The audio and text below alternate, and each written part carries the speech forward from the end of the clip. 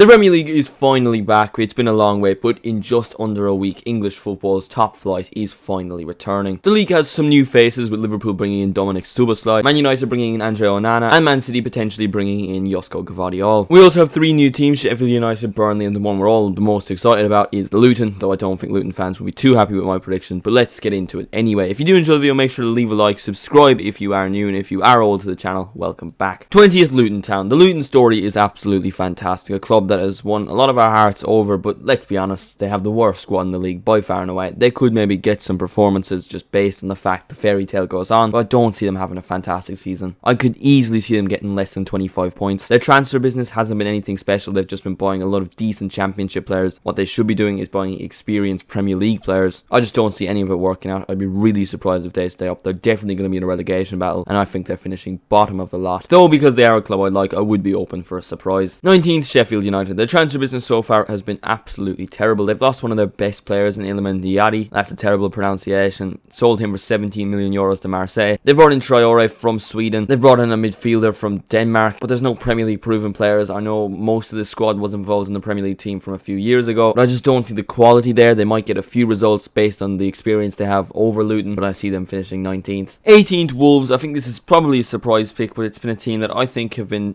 not good enough in the last couple of years for the players they have. They now don't have any competent striker at all. I know they have Kolasinac, but he's not done anything in the Premier League yet. He got an ACL injury in practically his first match. They've lost Ruben Neves, and they've brought in Matt Doherty. What a signing that is. Someone that hasn't been the same since he left Wolves. Mateus Cunha was not impressive in his first 6 months in England. They had an obligation to buy for 50 million, so they have to buy him, and they've been struggling to score goals for about 3 years. I think this is the year Wolves go down. Lopetegui will be sacked in January. They bring in some manager to try keep him up. He won't do a good job, and Wolves will be back in the Championship. 17th, I've gone with Burnley. A narrow escape for Vincent Kompany's first year as a manager in the Premier League. You just can't play that style of football with that quality of players in this quality of a league. I think Burnley will get a few batterings. Man City, Liverpool, I think there will be a few games they lose by 4 or 5 goals. There will also be some impressive performances against lower level teams. They'll get just about enough results. They'll put in the good enough performances, and they will narrowly survive in the Premier League. I'm predicting their new goalkeeper James Trafford to have a fantastic season as well. Was brilliant in the other 21 euros. James Trafford is going to have an absolute worldie. 16th, I've gone with Everton. It's going to be yet another year in the relegation battle, though I don't think it's going to be as scary as the 2 previous years for Everton fans. Danjuma is a very good signing. He's finally signed after all the drama back in January of this year. Ashley Young, I think, is an absolutely brilliant signing that's gone onto the radar. He was really good at Aston Villa last year, so that's a good fullback that they've brought in. I think there will definitely be some worrying parts in the season, but Everton will stay up and it won't be as tight of a battle. I don't see it going to the very last day for them this season, and they will finish the season in 16th. 15th, Bournemouth. The signing of Kluivert is absolutely brilliant. This was a kid a few years ago, really highly rated at Ajax, and now he's playing for Bournemouth. Maybe not so good for him, but very good for Bournemouth. The sacking of Gary O'Neill did surprise me, but they have brought in a manager who's done well in Spain in the past, so he could do a good job. They've also brought in Favre from Lyon for 15 million euros. I don't remember him having too much success at Lyon, but he did have a good stint at Lorient. Corquez, and that is probably a very bad pronunciation, but a 19-year-old left back, he's very highly thought of in the Netherlands. There's been good transfer business, and to be honest, I back Bournemouth becoming a consistent Premier League team and then finishing 15th. 14th, Nottingham Forest. I've no specific reasoning behind this, but I just think they have a good squad. Things were looking good towards the end of the season under Steve Cooper, and I think things will click again.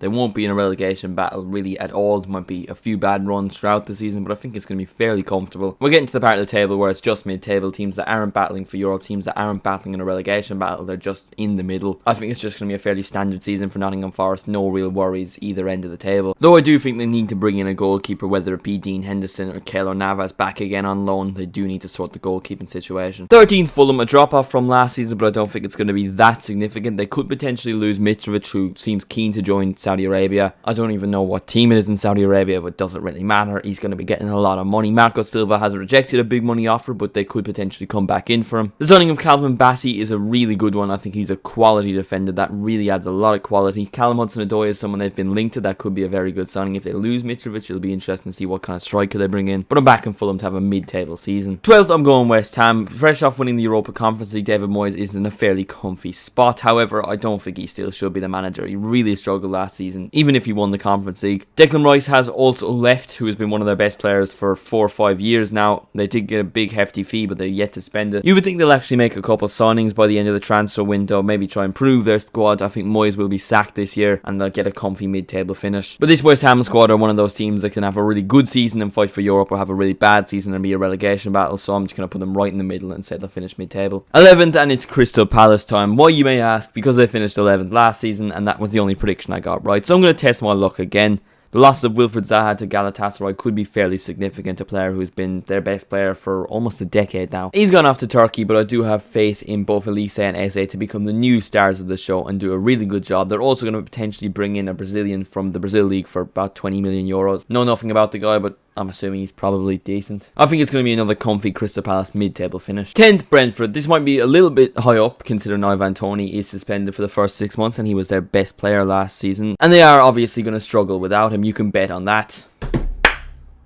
Alright, moving on. Thomas Frank is a very good manager and I think he will be able to work around it and make Brentford get results for the first 6 months. Tony will return. I think they'll get a comfortable mid-table finish yet again, and Brentford are really beginning to establish themselves as a consistent Premier League club, and it really is good to see. It's a nice club. The signing of Nathan Collins looks to be a good one. Didn't really work out with Wolves, but I think that is a good deal. I'm backing them to finish middle of the lot. 9th, I'm going with Spurs. Back-to-back years without European football for the North London club. I just don't understand what's going on at Spurs. Postecoglou did really well at Celtic, but we've seen it's a different ball game going from Scotland to England. Brendan Rodgers and Steven Gerrard, both examples. Harry Kane speculation, if he moves to Bayern Munich, I do think Spurs could end up finishing lower. He was their star player. He carried them last season. James Maddison, everyone loves that signing. I've always thought he's slightly overrated. He's a bit of a purple patch player. He's never really that consistent. I just don't like anything that's going on at Spurs right now, and I could easily see them finishing even lower than 9th, but I don't see them getting into European football at all. 8th, I'm going with Brighton. Maybe a little bit surprising for some, but they've lost Alexis McAllister, who's been so important for them. Levy Colwell was brilliant for them last season. He's also gone back to Chelsea. And Moises Caicedo will likely end up at Chelsea by the end of the transfer window, so those are huge losses for Brighton. To be honest, they could probably produce some random 19-year-old from Ecuador. He's all of a sudden the next Caicedo or the next McAllister or Colwell, but I'm not to know that yet. I just think there will be a slight drop-off from Brighton, especially considering they will be playing in the Europa League, so there is going to be more minutes to manage. I'm expecting a big season from Evan Ferguson. No Irish bias at all. A comfortable 8th place finish, and I think they will go far in the Europa League.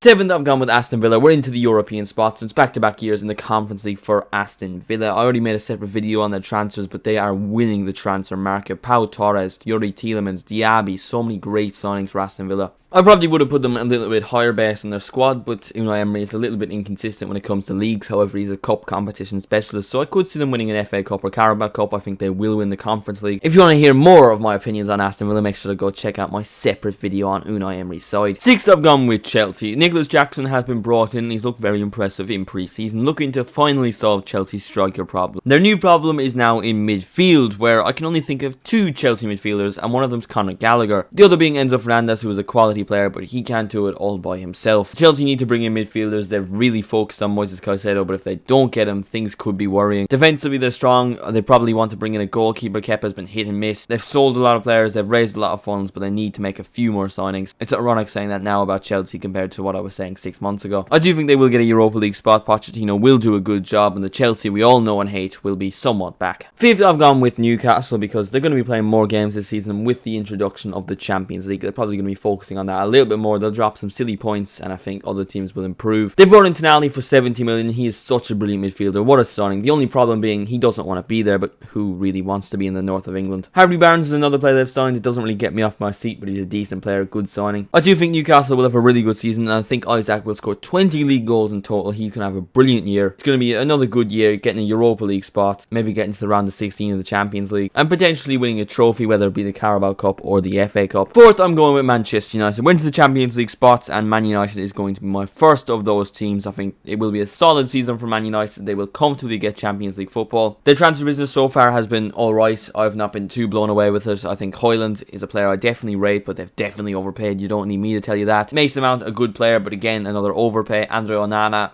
alright goalkeeper. Again, they've overpaid, but I think that's just the modern market. You're going to be overpaying for practically any player, especially when you're Manchester United. Ten Hag's first year as Man United manager was hit and miss. There were definitely a lot of good moments. He won the Carabao Cup, but he also lost the match 7-0 to their biggest rivals. United fans will be hoping that that doesn't repeat from Ten Hag's first season. What they will be hoping repeats is the Champions League finish, and I do think that will happen. Third, I'm going Arsenal, and the same reason for Newcastle why I think they're going to be finishing lower than last season. It's purely based on the fact that I think they'll be focusing on the Champions League. Now, Arsenal's squad is very good. Their transfer business so far has been absolutely fantastic. Kai Havertz is a little bit questionable, but look, we'll move on. Jurrien Timber, really good defender, very versatile. Declan Rice, we all know how good he is. They're also going to go for David Raya, and I think that would be a very good signing. He'll challenge Aaron Ramsdale, but I think if they were to spend 40 million, they should buy it on a backup midfielder because their midfield depth isn't quality. But other than that, I do think Arsenal will have a good season, another Champions League finish, and potentially again win an FA Cup or Carabao Cup. That's about 5 teams I've tipped to win 2 cup competitions. Second, I've gone with Liverpool. They're going to have a bounce back season. I can just feel it. After having a really poor season last year, they finished the year well. Trent Alexander-Arnold was brilliant. I feel like he's going to have a fantastic season this year. The additions of Szoboszlai and McAllister really improved their midfield. They're probably going to bring in Romeo Lavia. That's going to make their team look even better. Yes, they've lost Fabinho, Henderson, a lot of really veteran midfielders, but they have improved their midfield. Even if the quantity isn't there, the quality is. There could be some defensive problems, but I do think Liverpool will bounce back. They're going to be up there as one of the best teams in the league, back to their best, maybe go far in the Champions League. I'm not going to say go for a cup competition because I've already said it about 7 times, but I do think Liverpool will be finishing second this season. First, of course, it's Manchester City. The last couple of years of my predictions videos, I don't go Man City because I try to be different, but now I'm finally going to accept there's nothing wrong with being different because you're just going to be right when you predict these lot to win the league because they're the best in the world. Adding someone like Gvardiol to this team is absolutely unbelievable. Haaland will probably score 40, 50, 60, 70, 80 goals this season. He's unreal. De Bruyne, Jack Grealish, Ruben Diaz, John Stones. I can just keep naming loads and loads of great players. And then of course there is Pep Guardiola, the greatest manager to ever do it. He's going to be adding yet another Premier League title to his crown in 2024. But that's what I think of the 23-24 Premier League season. Those are my predictions. Let me know what you think of them in the comments and leave me your Premier League predictions for the upcoming season in the comments. If you enjoyed this video, make sure to leave a like. Let's try to get 25 likes. Thank you all so much for watching, and if you want to support the channel that extra more, feel free to become a channel member, and I'll see you in the next one.